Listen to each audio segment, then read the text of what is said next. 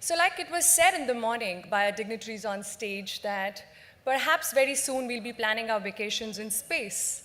It's time we see what is the influence of digital space on travel and transportation. It's a very, very interesting and much looked after and looked forward to panel discussion that we will now witness on stage. But before we do that, I want to strike a deal with you all. Since all the speakers are showing so much generosity by giving their time to us today and sharing such valuable insights, I think it's only fair that we extend generosity of our applause as a sign of respect till such time they're on the dais with me. So the challenge is that I'll introduce them, but your applause needs to totally overwhelm my voice. Are you up for the challenge? Yes? Thank you. Allow me to bring on stage the moderator for this panel discussion, Ms. Swati Khandelwal. She is the National Editor, Corporate Anchor, and Chief of Bureau at BTVI. With over a decade of rich journalistic experience, Swati is in charge of corporate and digital news content for the channel. Welcome, ma'am. We have many more speakers to join us, so just keep the applause going while I bring on stage our panelist, Mr. Anthony Satyadas. He's the CEO and managing partner of US-based Innovation Incubator Incorporation. He has over 34 years of corporate and startup experience spanning IBM, Dell, AT&T, DOE, HCL, and OMC. Put your hands together for Mr. Anthony Satyadas. Next on stage, may I request Mr. Natesh Manikot to join us as a panelist. He's the Chief Data Officer of Federation Aviation Authority USA. He's responsible for managing the information assets of the FAA, focusing on the opportunities, threats, and capabilities related to it. Before joining FAA, he served as CTO for the Transportation Central and Local Government Sector for Xerox Services. Let's again welcome him on stage. Thank you, sir. Our next panelist is Dr. Ronald Schwartz. He's the CIO of Lufthansa Group. Dr. Schwartz is in charge of information technology of the entire enterprise and driving the digital transformation of the Lufthansa Group since 2016. Thank you for joining us, sir. Next panelist is Mr. V.K. Matthews. He's the founder and executive chairman of IBS Group, a leading IT solution provider to the travel, transportation, and logistic industry. With 30+ years of experience, Matthews is a thought leader and a specialist in the aviation business. Thank you, sir, for joining us. And with great pleasure, may I once again request Mr. Christoph Mueller to join us back on stage, the Chief Digital and Innovation Officer, Emirates Group. A huge round of applause for all our panelists, please. Thank you.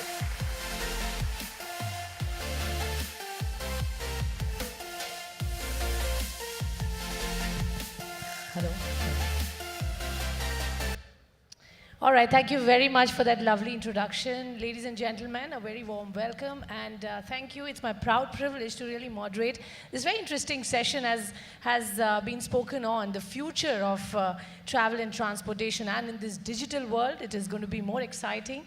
Of course, challenging, no doubts about it, but it's going to be an interesting session, and the panelists here are going to do and give us a sneak peek into how the future is going to really look like and how are they working towards it. So that's really the essence of this session that we will be discussing. But before I kind of start this, was talked about how we will be planning our vacation in space. Well, my son, who's 5 years old, is already talking about going to Mars next year on vacation. I'm trying to tell him that it's still some time away. But having said that, I think let's kickstart the session with all the panelists giving their views of how really is the way they are looking at the digital future of transportation and travel that they have in mind. What is the future looking like? Is it going to be, driverless cars that we are talking about, flying cars or taxis that one is talking about, shared mobility, electric vehicles, and so on and so forth? There are lots of permutations and combinations that are right now being talked about. Nobody knows whether that will be the final future, because it's the change that one is talking about, the rapid pace at which everything is changing with the disruption in technology. How do you sort of look at the future and create a business model? So that's really where we will be focusing on. But let me bring in our panelists here, starting with Anthony, who's at Innovation Incubator Inc. and has been working in this field for a while. Anthony, how do you see the future? Let's say 5 to 10 years from now, what is it that you think will be the future of travel and transportation? Hi, everyone. So, as you know, travel and transportation is one space where there are a lot of implications, because there is oil, there is aviation, there is logistics, there is tourism. It kind of touches on so many different areas, right? So, we as consumers, we are looking for simplicity, and I gotta live the moment, right? So, looking for immersive experience, because the way I can make my decisions are changing totally. So I think when you look at 5 to 10 years, when the way I can get from Boston to Trivandrum maybe in 2 hours or less, I think the stakes change totally, isn't it? So I believe that transport as a service would play a very key role, but along with that would be questions around global identity, as well as loyalty. So which transport or company would I be, as a consumer, be loyal to, is going to change dramatically. As well as the notion of mindfulness. So our understanding of how, when I go get that immersive experience, today a pilot, but tomorrow me as a consumer, whether I'm doing a virtual tour or not, that is also going to change dramatically. Boston to Trivandrum, 2 hours. That's the future looking like. Very promising indeed. Comes with set of challenges. But Roland, what are your thoughts? Will Lufthansa participate in this 2-hour journey from Boston to Trivandrum? Yeah, maybe we are part of this journey, but I think from the angle of the passenger, the most important thing is seamless traveling, yeah, and comfortable traveling. The technology maybe stay behind the scenes. It's important that we feel ourselves comfortable, even in cases where unplanned things are happening. Perhaps we are in a foreign country, and then we are getting lost, and somebody needs to help us. If all of this is happening automatically, and a robot is drawing attention to us without making us feel disturbed, then we are on the right track. Yeah? So everything needs to happen automatic, embedded in the comfort zones of the user of modern technology. Traveling should be as easy as possible.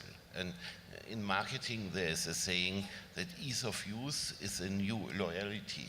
And so whenever a service provider in the travel industry allows his customer not thinking about traveling, not planning, just doing and feeling that everything is prepared and taken care of, that I would say is the future. It's not so important which mode of transport is chosen, but it should be well managed.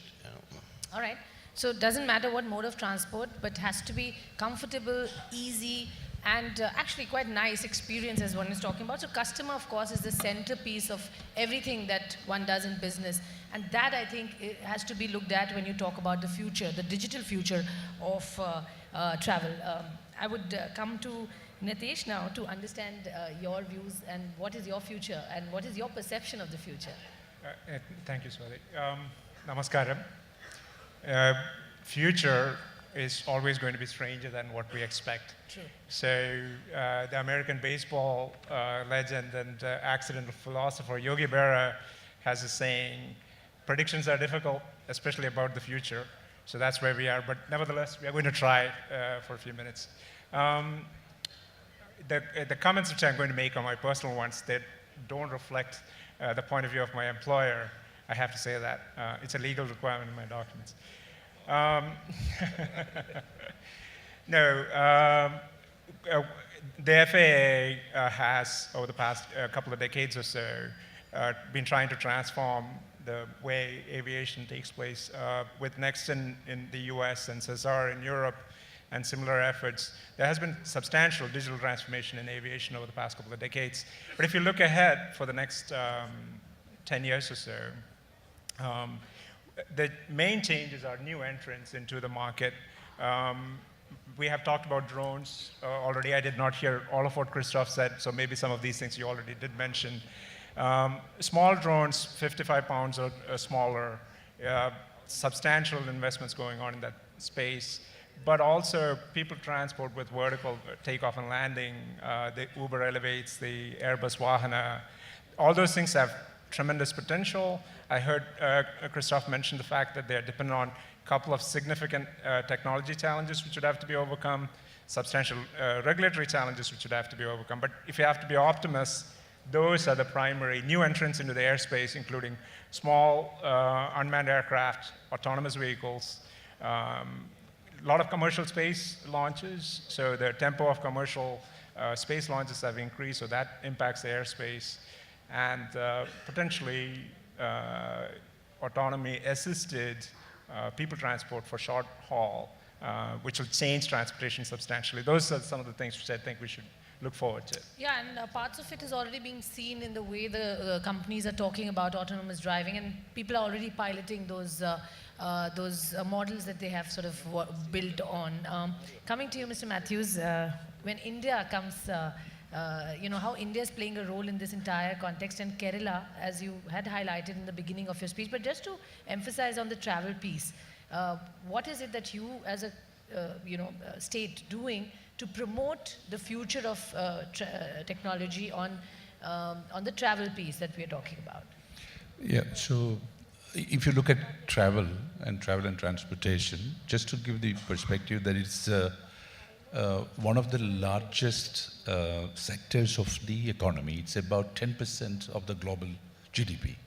It's about $7.8 trillion worth now, and which is about 10% and expected to grow roughly about 4% for the next 10 years, and will become about 11% of the GDP. So that means 1 out of every $10 spent is here, which is very important. For Kerala, it's even more in terms of the growth. If I look at the air travel, aviation growth in India, that's what you asked, that is about 17%, when the global average is about 3.9% to 4%. Now, there are, the way in which I see the change, there are, Christoph mentioned in his presentation, there are 3 to 4 major mega changes, trends in the industry. Sure. One is disintermediation, meaning that Emirates or Lufthansa or, say, intercontinental hotels would like to take their products and services directly to the consumer, removing all the non-value-adding intermediaries. That means me as the consumer is going to be served directly by Lufthansa, is going to be served directly. Second, as long as there is no value addition. So we will find in Kerala, in India, a lot of travel agencies not finding a role to play going forward. Second, Christoph eloquently talked about personalization. You should sell to the customer not what you have, but what he wants. So why? Because buying becomes easy so people will buy if it's easy to buy. That's a very lauded statement. So that means you need to know what he wants. So personalization is an extremely important thing. Third is virtualization. I call it virtualization, which means, again, Christoph talked about it. Please do provide to him not just what you have, but you try to give him whatever he wants. The flight ticket, the hotel, the show ticket, everything. And everybody will actually try to give the same. A hotel company would want to give, So so virtualization. And the fourth that I see is the trust quotient. As we become increasingly dependent on data and digital technologies, the integrity, consistency, and safe usage of that will become important. Like in the emergency room, we will trust everybody to work properly. When population, communities, citizens become more and more dependent on this, it becomes so imperative, so important that we are safe. So disintermediation, personalization, virtualization, and trust are the four major things that would actually be influencing travel and transportation, I think. Okay, the 4 points, and I think very valid points. That's the future. Nobody's kind of questioning and denying that, because that's where we are seeing the, the industry headed in that sense. Christoph, I think we would like to know your way of looking at things as far as the future goes, and how is your company sort of gearing up and already done some work? I mean, if you can throw some examples to showcase you're already catering to the future of the world of travel and transportation. Yeah, maybe I introduce another element, which is time. First of all, I agree with all what has been said. Technology is pretty advanced, but what people do not see is our customers are spending 370 million hours in 1 year on board of our aircraft. And that's largely lost time. Right? They try to keep busy with videos and eating and so on and so forth, but in fact they are interrupted of what they normally would like to do. Be it online banking, be it online shopping, be it, and I think another aspect is, let's use technology to give customers back their time so that they can basically continue on board of our aircraft or every other means of transportation what they were supposed to do on a Saturday when they now sit 12 hours on a plane. And you see, when the laptop ban was introduced last year and we couldn't fly laptops on the North Atlantic, was a little bit disruptive. It came a little bit too earlier, because my vision is to travel without a laptop is a value in itself, because you don't have to carry it. If we would have enough bandwidth from a satellite and you would sit in your seat and you tick iCloud and your entire desktop is there, that's basically the value. So it came a little bit too early, but traveling without laptop is a good idea, right? Great. If you still can work on the desktop you have created. Amazing. So those are the solutions that one can think of, the innovative ways to make it really appealing to the consumers and what they want. I think that is what personalized bit that you talked about. But having understood how the future is looking like, I think more or less everyone's on board to say rapid pace of the change in technology. There are lots of permutations and combinations that are out there giving us a sense of how the world is changing. We definitely have to use a lot of analytics, artificial intelligence and so on to cater to the change at the pace we are talking. Now, the difficult question, of course, we as individuals in our own worlds imagine a future of technology when we talk of how we will travel, or how the transport industry will function. But for businesses, I think it's a very, very challenging time to be able to keep yourself, adapt to the constant change that one is talking about. How do you actually work? I mean, what is it that is sort of driving you to think of something which you are not aware of will be the future? And this paradigm shift is then hence very critical. This is disruptive, and this is the future. So I would like to pose the question to each of you to understand how in your organizations or wherever you're consulting, how do you sort of work around this transition phase, so to say, where we don't know what the end result will be. So let me start with you from Roland. Yeah, I think first of all, we should be clear what is our purpose. We are a service provider for transport. Yeah? And so it's not our role inventing new technology. More or less, we are an end user of technology, and keeping up a pace with technology development needs us to have an ecosystem of strategic suppliers which are providing these technologies together with us. Yeah? And we find ourselves in a niche industry, yeah? Especially airlines. There are not so many large airlines around in the world. And so we seek for highly specialized suppliers helping us answering the questions of our market. And that drives us, for example, to India, where we have found partners and suppliers and IPR which are helping us inventing and driving forward these technologies. And that's important, not doing the things alone and reinventing the wheel, but finding the right partners and finding them in an economy with an affordable price point in terms of labor arbitrage and so forth. And that is driving us, for example, to India. Looking at our IT spend, I would assume it's more than 10% already, which is going to India, and it's rapidly growing. All right. So frugal engineering is attracting players to sort of look at India, where you have a lot of talent pool, along with the cost advantage that one is talking about, and finding the right partners, as Roland said. I think that is the key to sustain and live in this challenging environment. Coming to you, Anthony. So we are a small incubator accelerator working with companies both in Trivandrum Technopark as well as the US market, right? So we're doing three things.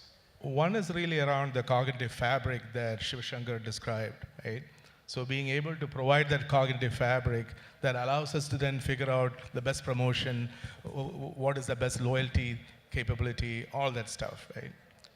And the second thing is, with a couple of our startups we are working on, one is looking at mobility. So adding mobility capability that allows me as a consumer, when I look at the decisions I have to make in a given day, right? Given this transport as a service capability that exists already today. So how can mobility be provided to add value to dealerships and consumers? And how do we provide insights to a massive amount of data that is coming out from travel and transportation industries? And then the third thing we are doing is in terms of conversational interfaces using AI that allows people to interact with systems wherever they are, whether it is from a Google Assistant or Skype or Cortana or Alexa, right? In terms of getting the answers they want and making their life simpler and simpler if possible. All right. Effective use of technology there. I would like to come to you. Yeah. So it looks like I'm the lone government kind of guy here. So maybe I should give a slightly different perspective in terms of over the next 10 years, as industry tries to innovate, what are the potential challenges that we would have to help overcome? There are lots of things happening, but I'll pick 2 or 3 things. When small, you were answering the question about introduction of drones into the airspace and the potential safety challenges. I think it was this week, there was an accident which halted all Uber trials in the US. So autonomous vehicles are great. It is going to change the world, but if we don't do it carefully, we will slow the progress of these things. So I definitely cannot reflect on the full thinking of the regulator, but regulators have to do these things carefully because safety of life is paramount. And so it is kind of incumbent on the industry to work with that thought in mind. Clearly, everybody wants to get out into the market first, but safety, security has to be thought about upfront. And so here, AI, machine learning, big data, all those things have a role to play. Clearly, the small drones cannot be controlled, or you cannot do separation of aircraft the way you are doing it for the Part 21, the commercial airliners. So you have to have autonomous vehicles, so you have to have machine learning and AI drive that part of it. To do the safety analysis also, the current paradigm of how you ensure safety, where you go through the certification process in a very kind of methodical fashion, might not work because these aircraft will change, new versions will come out every 6 months. That is not a cadence that in aviation at least we are prepared for usually. A Boeing aircraft or an Airbus aircraft, if avionics changes, if somebody wants to make a change, that's kind of a 9-year-long process from standards to getting installed and certified and deployed. That's not the world where we are in. So we'd have to kind of prepare for a completely different way of thinking about the certification challenges. There are lots of those kind of things which we have to be mindful of, but I'll stick with But those I think, two. yeah, you've raised a very pertinent point in this mad rush to ensure you're ahead of the curve. You have to ensure the most critical element of life here, which is safety. And I think that needs a very crucial role, and regulators have to play a very critical role there amidst all the other challenges. Christopher, I want to get your view on the point that has been raised around the safety element. And I think that is where, you being in a business, which is a lot to do with the lives of people, how do you, what is the challenge that you face when you talk of advanced technology and keeping safety, in mind? Yeah, safety in our industry needs to be there by design, right? That is basically always the first consideration. But, coming back, I would, number one, fully agree, we are not in the business of inventing stuff. Just a pharmaceutical company, they have more than 10,000 developers, and in a good year, they put 3 patents out, right? So it's a relatively low hit rate. But we are early adopters. And I believe 2 things come together. We use, let's say, artificial intelligence to better understand what the customer wants. Funny, even to a degree that the customer themselves, they might not know what they want, in 3 years' time, because we project it on a lifetime perspective. So the student, 3 years ahead of the graduation, does not think about what to do after the graduation, but we do think, have that thought. And then the innovation in our industry is to create the use cases and to say, okay, if that is a consumer's desire and we have this technology stack in our toolbox, can we find a solution for that problem? And that is basically innovation which is not random. You can really put people very systematic to work and go systematically through that thing. So, but coming back to safety, well, no zero compromise. I believe technology will help us to increase it, be it with modern air traffic control technology.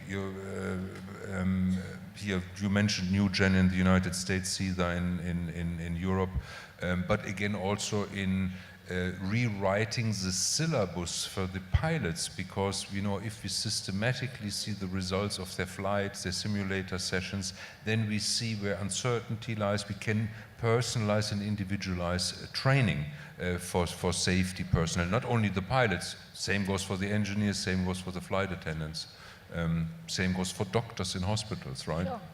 But how do you motivate people to travel in a time when we are seeing so much of political and socio-economical issues, and with technology playing a critical role in ensuring that you can be at one place and the person can be in another, and you can still chat, and the video conference concept, etc. So how do you motivate people to travel? I mean, I want to ask the 2 of you this question. Maybe with you, Stan. Yeah, no, that is basically what I tried to explain previously in creating experiences which are desirable, right? I think Emirates' brand is strong enough really to create a lifestyle attribute to it. There is Red Bull. They produce a drink, right? It became a lifestyle brand, and Red Bull sports events, no matter whether you like the sport or not, they have a certain flair to it. It's hip. It's something for the young kids. You see, that is aspirational. That is aspirational to create a reason why to travel. But on the other side, I fully agree. I'm traveling so much. I sometimes would wish that virtual reality would be more advanced, that we could sit here maybe in a virtual reality environment, and the touch and feel would be almost, no, the touch not, but the feel would be almost the same. Right? Yeah, I think what is obvious is providing all these customized and personalized services to the passenger of tomorrow requires lots of data and insight in the preferences of the customer. But we should be aware that data privacy issues are gaining more and more importance. Yeah, we have seen it recently with this Facebook issue of 50 million data being proliferated. And I think the challenge is seeking consent with our customer, what data is handed over and what's done with it. Yeah? And we, as we are sitting here, admittedly are frequent flyers. And of course, we are expecting that we are treated personally and so forth. But we should keep in mind the average traveler is using an airline, any airline, only 1 or 2 times per year. Yeah? So that's not a high frequency business. Even hotel booking by the crowd is used only 1 to 2 times per year. So we should ask the question where the data should come from for all of this technology. For the average customer, it's not coming out of our systems. It has to come from other sources as well. And there I see restrictions in the future. We cannot take these data and use them as we like it. It remains the data of the customer. And so I think what is a little bit slowing down this development currently is this upcoming decision about data privacy, especially myself, as I'm coming from Germany, which is a population which is very critical towards data privacy. I have my concerns there. Now, GDPR as a standard, originally only for the European Union will be rolled out globally, and then we will have to handle it. Fair enough. Data privacy, one of the big concerns. Fair enough. Before I sort of move ahead with, some more points with the panelists, let me make it more interactive. Let me bring in some questions from the audience if you have, because let's kind of participate in this discussion where you would have some interesting questions for these panelists about the future of travel and transportation that we're talking about. If anyone has a question, please raise your hands. The mic will reach you. The gentleman in the front, please. Can someone send a mic there?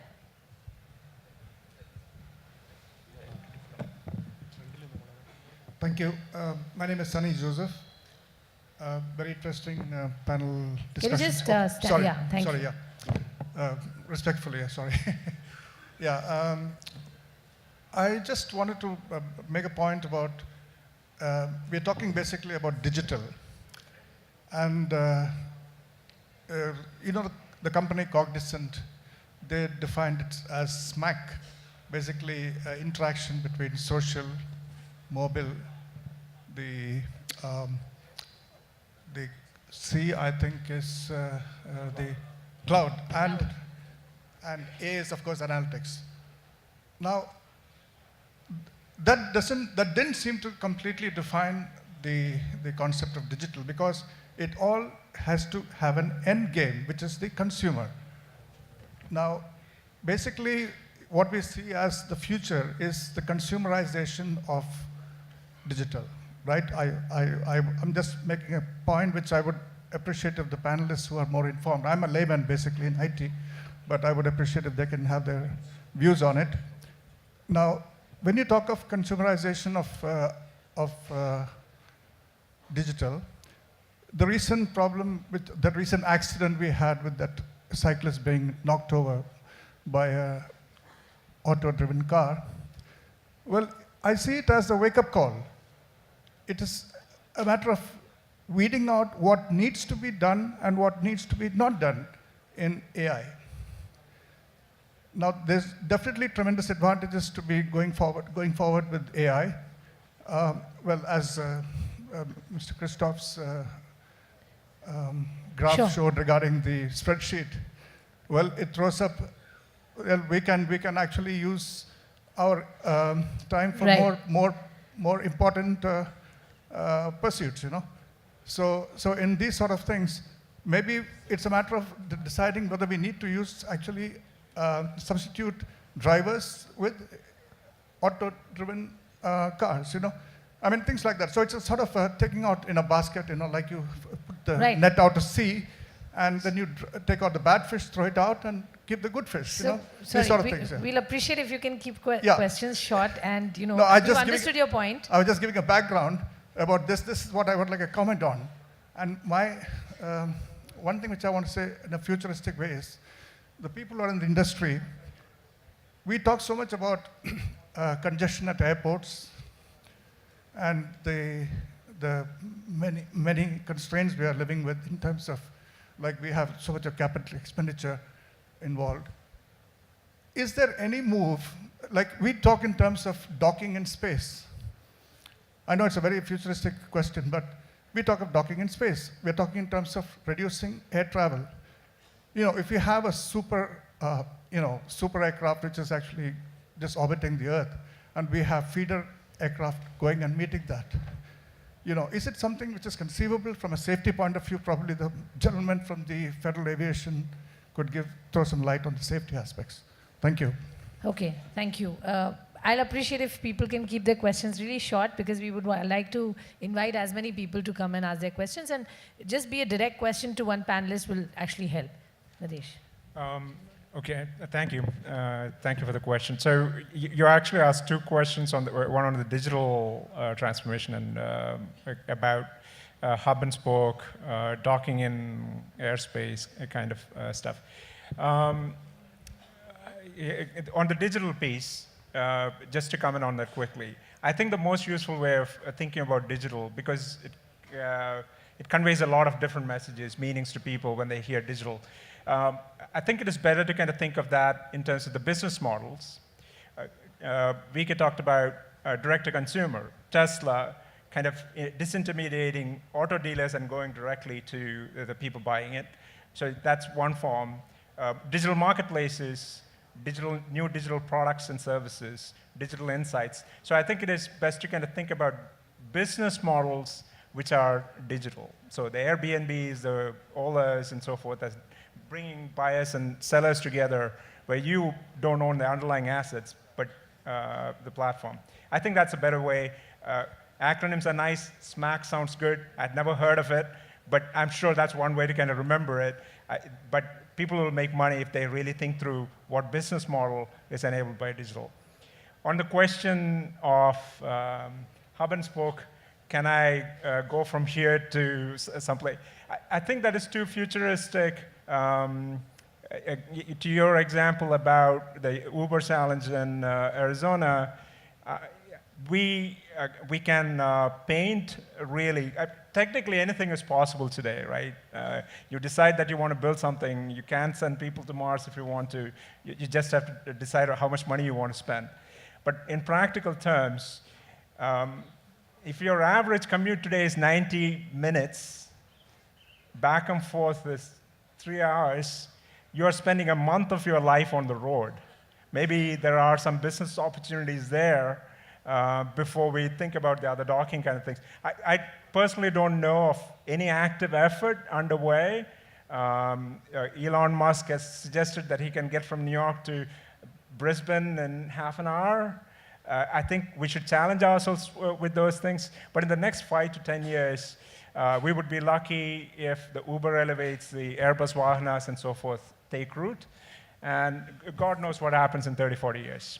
Right, I think very fair point, and I would want to bring in your views here, Anthony, on the way the cars, the industry, the auto industry is moving globally and in India. We are increasingly looking at shared mobility, and Ola and Uber are obviously looking like the future of how we, consume those services.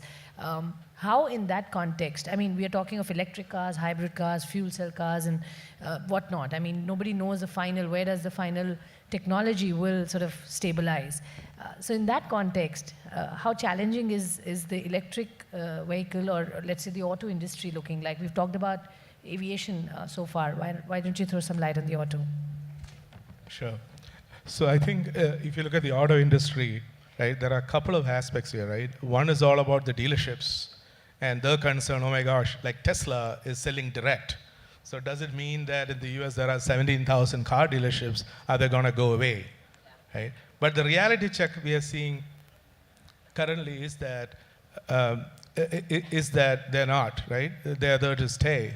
And so, and what is interesting though there is that when a dealership say today I have 40 cars which are car loaners which I'm not making money on, and if I can add mobility to my system in my digital interaction with the consumer, that allows the consumer then to say that, in a given day, if my wife and my daughter, they have to go to different places and myself, and if the system can help me out there, right? So that is one approach that the industry is moving towards, right? In terms of embracing mobility as a core capability in helping consumers make day-to-day decisions. And ease of doing, I think, things. That really becomes a centerpiece of everything we do.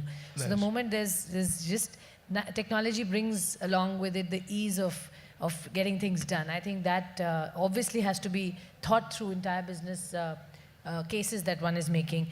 Any quick question? Because we'll kind of go for a final wrap-up round. Yeah, but please keep it brief and very direct. Requesting it for that. I'm Korat Matthew. I'm presently an IT consultant for the Smart City here in Kochi. My quick question to Mr. Christopher, thank you for the wonderful presentation. That Excel graph was very good, that the job prospects going up in spite of the technology or because of the technology.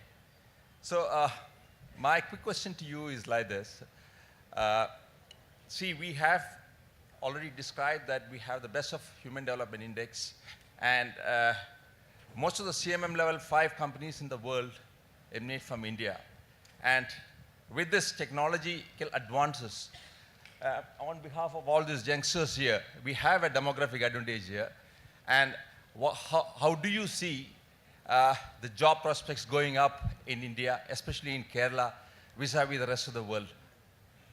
That's one. Second question is, and what kind of leadership is required to take it even to be a force multiplier to that? That's the second question. Thank you. Yeah, well, let me try to answer the second question first. I think it's a combination of leadership and education, because finally you have to invest in people, and you have to invest in a constant way. Only if you have intellectual leadership, yeah, you will make a difference in today's world. I cannot answer the first question specifically for Kerala, but I have done a lot of business with IT companies here in India. In fact, for the first time in 1988, so that's exactly 30 years ago. And I have good experience. I think it goes always back and forth. The reputation is just excellent. So if you ask me, talking to all my peer companies, there is not a single one which has not, an extended workbench here, a development center, software as a service, infrastructure as a service. There are so many good things going on that I believe as a digital company, you can simply not work without India. That's my answer. Maybe Roland should. Yeah, I would like to add something here. I think in terms of innovation, of course, speed is important as well. And how can you get fast if you can reuse things, if you can use products and solutions? And looking at Indian IT industry, what you mostly find is services. Yeah? So you can have easy access to highly educated software engineers helping you in your projects in terms of staff augmentations and so forth. But what really is driving people to India, or especially to Kerala, is IPR and access to products and solutions for our niche industry, as I already mentioned. And due to our insight, and we have a couple of examples of companies we are working here with in Kerala, that's point of attraction. So my recommendation towards Kerala was specializing in the needs of the industry and investing in product business as well. That is helping us setting on advanced and somehow standardized solutions which could be deployed in a kind of community model. What's typical for the airline industry, we are sharing our technologies. Even if we are in tough competition at the customer side, we are using common platforms and we are sharing technology. And so the reach in our industry is quite high if you are specializing and helping us in developing our platforms. And that's a good precondition here. Sure, that's a nice way to kind of integrate at the industry level where you guys are sharing, despite being competitors, sharing for the common cause and benefit of providing the right cost in that sense. But before I wrap up, very quickly, last round of quick comments on the challenges. We've talked about the opportunities, we've talked about the future, we've talked about why India makes sense, but one big challenge that comes in the way of what we are talking about and how you're dealing with that. So the challenge part is what I would like to highlight and talk about from each of you. Maybe start with you and then come on to this. Nitesh. A challenge for Kerala or a challenge that we particularly see? We in particular. From the AFA's point of view, the things which I see within that environment, again, unfortunately, it is back to aviation. The pace of change is substantially different in the current world than it was from a regulatory perspective. So things have to change. We have to approach the marketplace differently, how new aircraft is certified, how new services are certified. That is the most important challenge ahead of us, I think. Sure. So Matthews? Yep. Yeah, taking cues from both what Roland Schultz said and Christoph.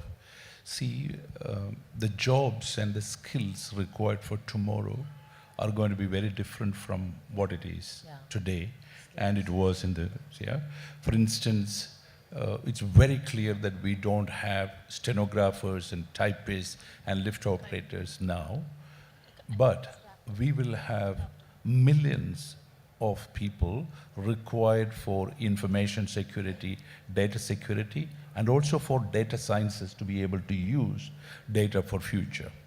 Now, the real challenge is how do we actually change our educational system and the entire ecosystem to be able to acquire those skills and competencies which Mr. Korid said, how we can leverage.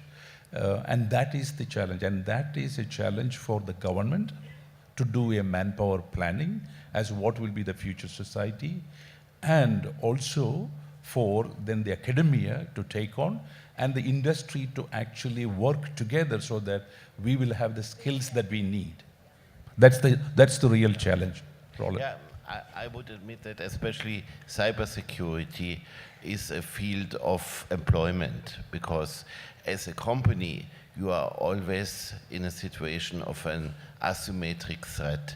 You are sitting there, you have to defend your stronghold, and the whole world is attacking you, and you do need help from your suppliers. And you cannot get enough people, and you cannot pay enough people, and their automation and artificial intelligence comes in the cyberspace as well. And that's definitely a field of strong growth, of exponential growth, and this demand cannot be covered at all. And so that's definitely a thing people have invested.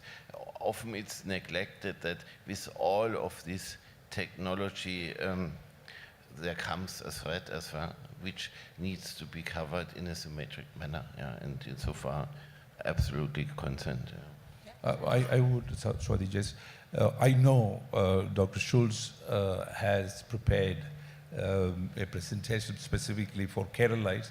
Now that is not there, we covered quite a bit. I would also seek him to give what his views as what Kerala should be doing, or the government should be doing, or the people should be aware of to fully take advantage of this journey? Yeah, I think as always when working together remotely, it's necessary having a footprint here as well, working together. Not everything can be done remotely, yeah? And you have to be aware of intercultural stuff, but especially our industry as an airline industry heavily relies on virtual collaboration across countries and various sites anyhow. And insofar, I think strengthening virtual collaboration and accessibility from abroad is important. And of course, as always, bureaucracy, visa, and regulations are an obstacle, and that cannot be omitted if I have the occasion to use this platform. So bureaucracy is always our enemy in Germany and in India. Yeah. Good point. So summarizing, I think this is a call to action for the government because we have so many government people sitting here. So one is ease of doing business, another one is infrastructure, so that India can become accessible.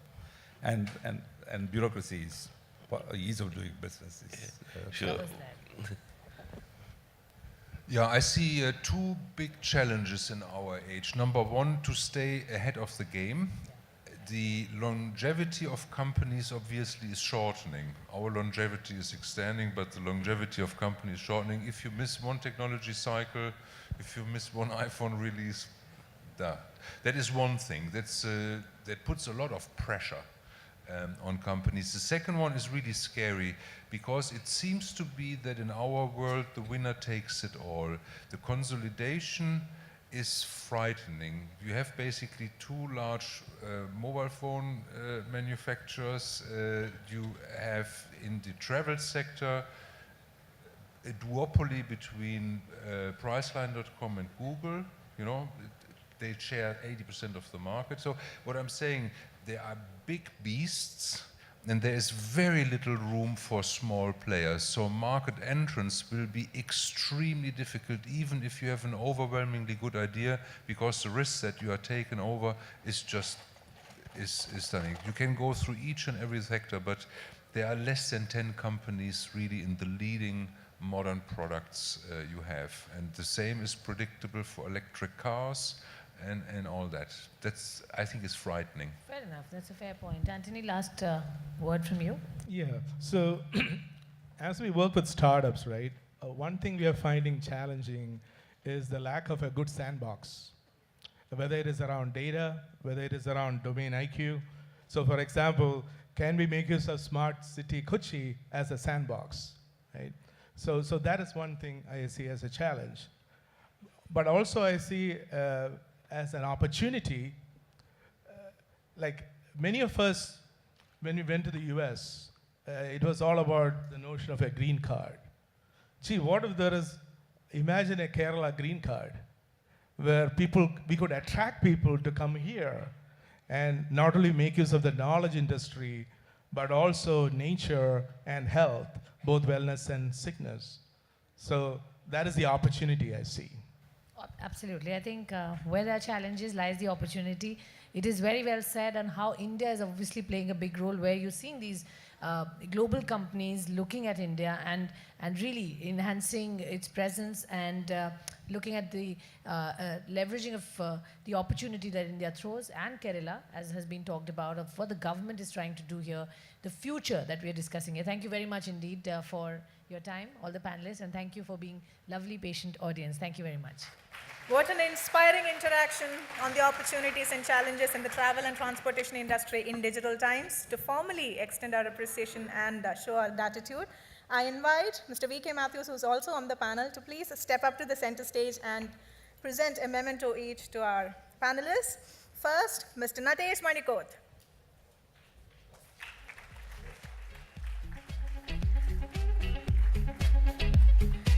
Dr. Roland Schutz.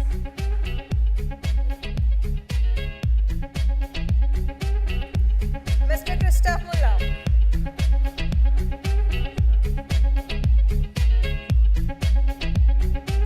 Mr. Anthony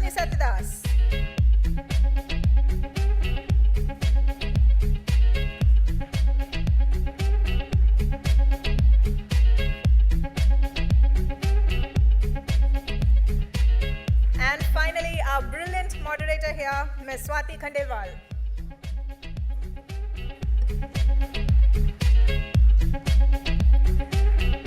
I request all the panelists and the moderator to please take the center stage and please, for a moment,